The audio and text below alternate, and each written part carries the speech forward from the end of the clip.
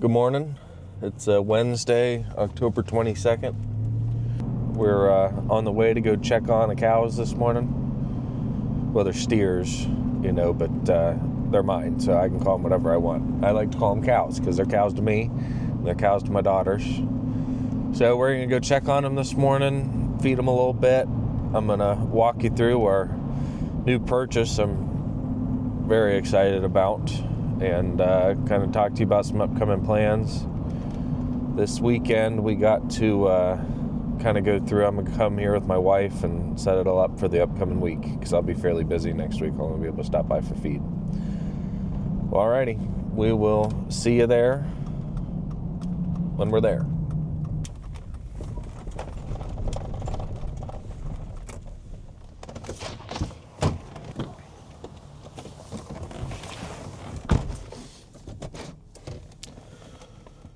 Well, as we're just pulling in here, so we're in a fairly populous area, which is unlike I know most people here, but we're just pulling in here and somebody put a smoke shop vape THC yard sign out in front of my driveway.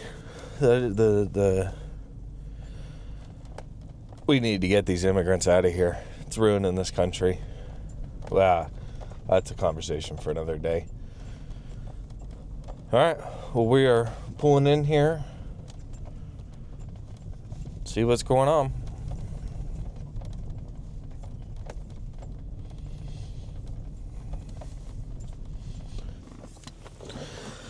Okay.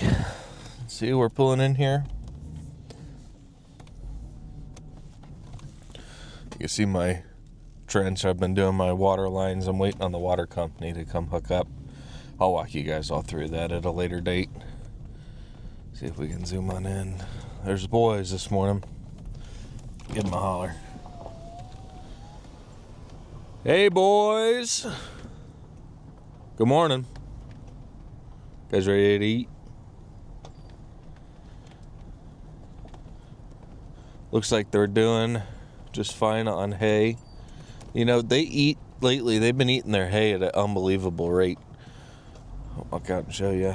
I don't see my float for the water, so that's going to be a concern for this morning. But I'll get out there and take a look. Okay, well, while I'm getting my boots on here, I was just going to talk to you about this week's. Here. Let's look here. Look at them. They're a lot prettier than I am. I was going to talk to you about my plans for the week. So today is Wednesday. I got work all day today, so I'm not going to be able to spend any time up here. But it's looking like I need to come refill their water because the county hasn't showed up to do their water yet. And it's looking like, let's go say hi to him. It's kind of wet. I was planning on getting my skid steer and coming over here and trying to move my chute, which I'll go show you here in a minute. Hey, good morning, guys. What are we doing this morning? You guys hungry? You want to eat some breakfast? Let's check on your water while I'm over here. Oh, it's not that low. But we got to see why it's not filling up. It's not leaking there. Your water trough is shorting out my fence, though.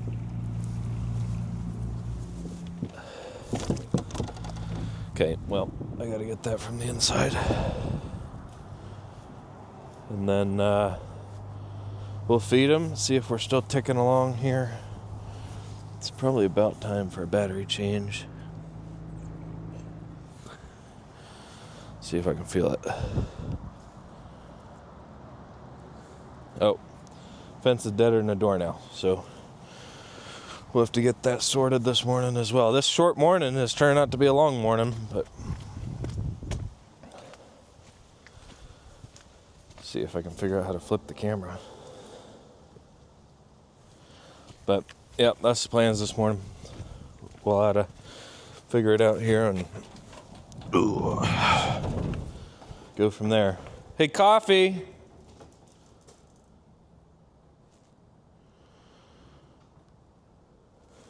Here, let me grab my flashlight. So we got this cat I got from the Humane Society.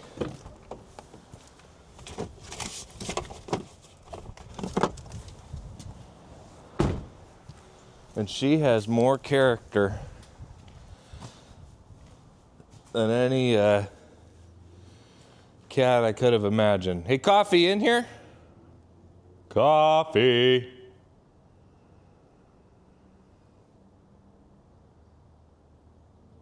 Well, she might be off sleeping somewhere, but when she shows up, I will gladly introduce you to her because she is the life of the party. Okay, well, I'm going to put you down while I am filling my grain up here. I guess I could show you before I do that what it is I feed them. So this is I'm feeding them a 15% mix that I have made up for me. I'm sure this light's going to be a bother, but I'll try to show you what's in it.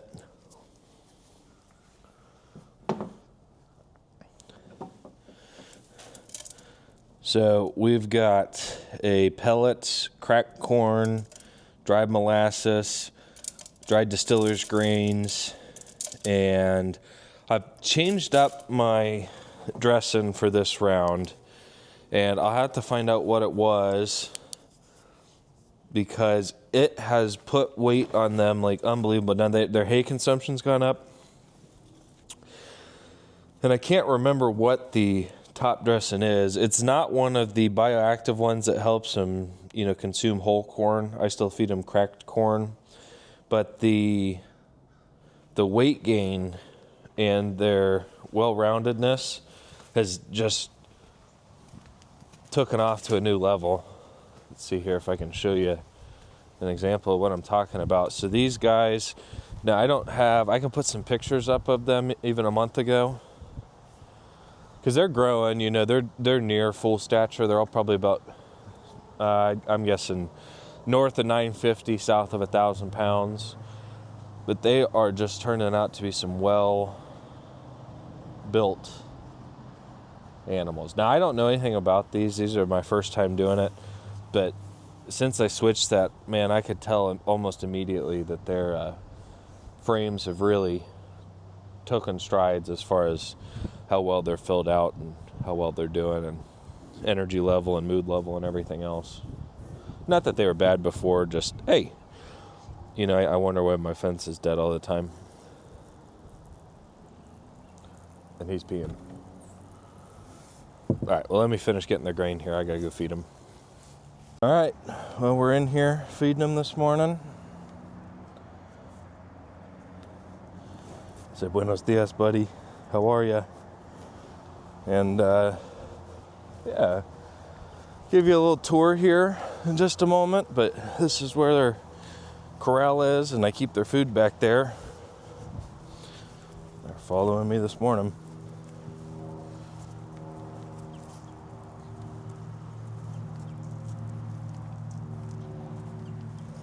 "102 is skittish. He's nervous sometimes.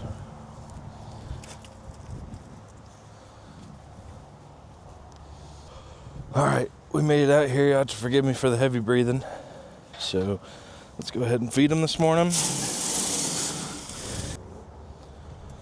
There you guys go. Breakfast is served. And let me put my bucket down and I'll kind of walk you through what we're doing out here. So this is a mix that I have made for me by a local feed mill. So it's cracked corn, a pellets, dry molasses, distiller's grains, and then it's 17% mix is what I just bumped it up. We were doing 13 for a while, then did 15. And come on, buddy. Come eat. They're gonna eat it all before you ever get here. I won't hurt you. Just walk around the gate. Well, we'll see what he decides to do. So what I was saying was this is a change in season for me. So I was kind of mentioning before, this is my first foray raising livestock of any sort. My brothers have done some hogs before, but I've really enjoyed this process so far. So I got, as you can see, I got 4 Charolais steers. We got Highway, which I'm not real sure Well, his tag said I never changed their names, but got him. His tag said highway. This one here is 110. This big guy here is 19. I got a story for you about 19. Yeah, you better watch yourself. And then that one at the end, the real skittish one, is 102. And yeah, I've been raised them. I've had them I got them at 400 pounds. Well, I guess between 400 and 425. Got them from a local man, lived out maybe 40 minutes from here. We were put in touch. I was really struggling to find something, so I called all the auctioneers I knew, kept asking around, finally got this guy's name, gave him a call, and he agreed to sell me some, which was extremely nice of him. And I've been raising them since. They're probably all they're between 950 and 1,000 pounds right now. And I got them scheduled last week for butcher on April 16th. So that means over next couple months here, 5 months or so, they're going to have to pack some pounds on, bring them over the Big Macs and stuff. But anyway, so I was updating my, I don't know how to do this. So I got a book on it, which I've been reading, and I don't remember the name of it, but I also got my best friend ChatGPT, which might be a crime in the livestock world. I haven't really figured that out, but that's what I've been using for most of my information, just because it's so hard to get. And that's a bone to pick on a whole nother topic. But man, these guys that do it for a living sure are convoluted and all contradict themselves, and it's really hard and difficult to find some decent information online. And you go look at other creators online, and it's great content. There's people that make some wonderful content, like that just, my daughter loves watching farm videos on YouTube. So the ones that are just dedicated to making content are unbelievable. They're great content. But then as soon as there's other ones that try to start doing, like, I don't even know what I'm trying to say. The whole world is like a holier than thou argument. Like, they do it better because they do it better. Not they do it better because of this, that, or the other. It's just that that's what's right. And there's very little explanation as to what is right. But that's a tangent. I don't mean to get off on. But yeah, they're just eating away here this morning.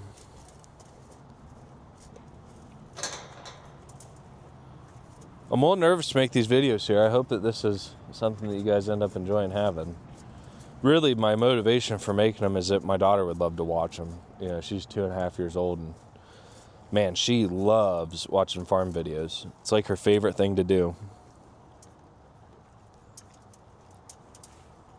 You guys having a nice morning?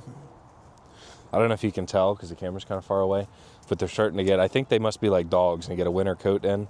Their hair's all long and real wispy-like, and what's up, buddy? Should I get into talking about him now? We can talk about him now. So this 19 here, this one that's backing up from me, I was in here. So we left out of town, and I had a friend come watch him, and everything went great for him. No issues or anything. I came back in town, and I'm about right here. I don't want to reenact it because I'm worried he'll do it again. I pour my bucket of feed, and then that gray corral panel at the end, kind of behind them, it was at a real steep angle. It was like pointed all the way over here towards me. And I was like, well, that's weird. They must have been rubbing on it or something. So I went, and you can see, shove them out the way. I went to go move it, so I dumped their feed, and I turned around, and as soon as I turned around, at 19, I think he was excited to see me, which I'm putting stock in that because I hope it wasn't a bigger issue. But he was excited to see me, and they turned around and headbutted me and trampled me, which I know that animals, from what I understand, don't like to step on people while they're down on the ground. And he put his head up under my butt and threw me, and then his back foot, he ran over me, and his back foot landed right on my rib cage a couple weeks ago. So I had the veterinarian out because I was like, he's gotten out a couple times here. The other ones have never even made an effort to get out. And he's not the dominant one, actually. Highway, the one closest to you guys, is the dominant one. But he's got a retained nut. the veterinarian said he was banded and one either snuck up through or they never got it when they banded him. Now, it hasn't really dropped. It's kind of a weird looking deal, but he's got a little more testosterone flowing through him than the rest. So I think I was kind of debating what I was going to end up doing with that, if I was going to end up doing anything. And I haven't really decided yet. All right, well, let's stop talking here for a moment. Okay, so here it is. Before I show it to you, I guess, I haven't found any information on this online at all. So I went and got it locally from a Amish guy, Amish feed supply. I found it at the Ohio Farm Science Review. And, well, here, let me show it to you. So this is my new chute. It's a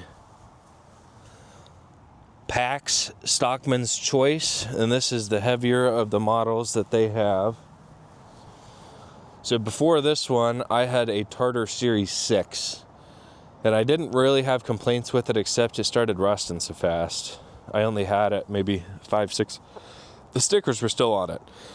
I sold it on Facebook Marketplace, and the stickers were still on it. But let me show you this thing here, because this is unbelievable how much adjustment there is in everything and how simple it is. So let's start up here at the head gate. So to change your collar width, it's literally just a tab with notches, which is unbelievable. The bottom does have bolt holes you can move if you want to. I don't think it's necessary. And then all of the retention up here. So we got some all thread cap lock nut. Oh, where's he going? We got some all thread and some nuts and a spring in there, if you can see. So all the tension and tensioners for the head gate are all totally adjustable, which I was pretty impressed with. So then those come through to, here's your controls for it. But it's unlike normal controls. It's not a swing in, swing out. So it actually is on a push and pull here. But the nice thing about this is you're probably wondering what this collar is. At least maybe this is common sense to people, but I had no idea. This collar here comes down this rod, follow it all the way down to another handle. And you're wondering why in the world that is. Well, I can control my head gate. See, I just opened it up there from the back. I can control my head gate from the back, which means I can stand back here and do the entire operation. I can do my squeeze, which is up here. It's this big long rod. I can do my head gate operation from back there. I can do whatever I want. Well, I'm getting ahead of myself. Let's stay up front here. But the other thing I love about this is all the grease zerks. So, I mean, as you're noticing, grease zerk there, grease zerk there, 2 more up in this corner. They're everywhere you look, there's grease zerks, which is awesome. So anyway, let's close the head gate. So I got and I don't know what you call it. I call it a muzzle, to hold the head for if we're doing ear tagging or whatever we're doing, which is pretty nice. And then we got the head gate, like I told you, it's all adjustable. There's a picture of the back of it too. We got big access panels here, which my Tartar did not have. And I'm not honestly 100% sure what the point of this is. Maybe to get in and do neck vaccines or feet, maybe footwork, front foot work. That's probably what it is front hoof work. But we got all our access here. These obviously all open up. And then we got this whole panel opens up, which is pretty nice. So you can let them out into a corral versus out the head gate. And then also just for hoof work or calves or whatever, the bottom one opens up. And then these things are ingenious. So I didn't have these on mine, and I'd never even seen them before. Sorry, I'm struggling to get it out. So you get this long rod, long piece of pipe with some collars on it. So this goes through here like this, and then that slots in that rod there. And watch, so as the cow would walk up, it follows it and clacks, so it can't come backwards. So if it moves forward, can't come back. Moves forward, can't come back. I mean, I just thought that was about the smartest, most ingenuitive design I've ever seen. And I love that the pipe has its own holder deal here. So anyway, I'm talking all over Christ's kingdom here. So you got the head gate. We got our separate head gate control in the back, which is real nice. And then this is the squeeze chute lever, which is about 8 times longer than the Tartar. And it's on a little spring collar deal, so I can move it around to whichever angle works best for me. And then this is pretty neat. So this is what I was kind of most excited about, because my only issue with the Tartar one is when they were smaller, when these guys were smaller, they didn't fit so well in that chute. They always had a little bit too much room. So I think this is going to remedy it. So if we can see, maybe I can stand towards the back here. Put it the other way. So if you can watch, well, here, I'll do it this way so you can see. The whole thing squeezes in parallel. So I know that my camera skills are Hollywood worthy, but the whole thing squeezes in parallel, so it clamps them evenly. There's no disparity. You know, even if they're like a wider animal, they don't get more or less room at the bottom or top or whatever that the other ones do, which I'm pretty impressed with. And then we do have, I'll come to this side, we do have these big access panels back here. I think this is for maternity checks and whatever else we're going to be doing up the butt, so to speak. And those lock in, but look at all these Zerk fittings. Look, I'll just take you on I'm just at one corner. Look at all those Zerk fittings. There's 2 more down there on that side, 2 more there. They're everywhere you look. It's all built on pipe. The frame of it's real rigid. Pretty impressed with it. Oh, and then we got a trap door deal. How do you do this one? Yeah, I'll just do it from this side. We got a trap door deal instead of a sliding loop. This is probably the wrong angle to try to pull this from, but yeah, well, here, I'll show you. This comes up. So I am real excited about this. I don't know what I'm doing. And, you know, I'm going to keep saying that. So we have a corral panel deal set up here. I leave these just down here so they don't come mess in here. And then I got a really nice, I don't know this brand, Prefert sweep system, an alleyway that is going to hook up to the back of this chute here. But this thing is nice. You know, this is I do this alone. You know, I do have some family that lives local, but, you know, 90% of the time I handle these alone. So this sweep system, man, does it make it nice. You know, I can just route them up in here, get them in, and then sort them single file all the way down. It squeezes them through and then right into the chute. So, and you're going to see that this weekend because they are getting, unbeknownst to them, they're getting fly treatment, they're getting wormed again, and then they're all getting implants. So